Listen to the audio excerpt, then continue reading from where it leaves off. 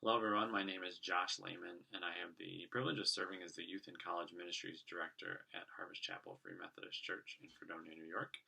I also work with InterVarsity Christian Fellowship on the campus of SUNY Fredonia.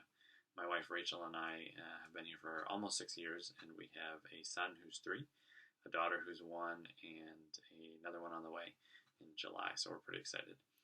I've been involved in church life and ministry from a pretty early age. My parents were both serving on leadership in a variety of capacities in churches when I was growing up.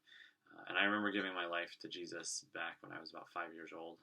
But I started owning my faith and making it more my own when I was between 10 and 13.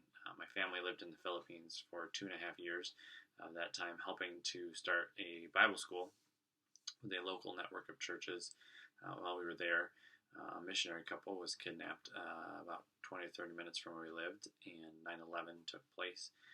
So things like that made me ask, who is this God who's leading my parents halfway around the world, and is he real? Do I want to serve him? And things like that. So I learned to pray, and I learned to wrestle through some of those things around that time. And it was when I was about 15 years old, one of my youth leaders asked if I wanted to lead a devotion for youth group one evening. And my response was absolutely not. I never want to do that. And he leaned in and looked back at me, and what he said really shaped me and changed my life. He leaned in and he said, "You know it's inevitable, right?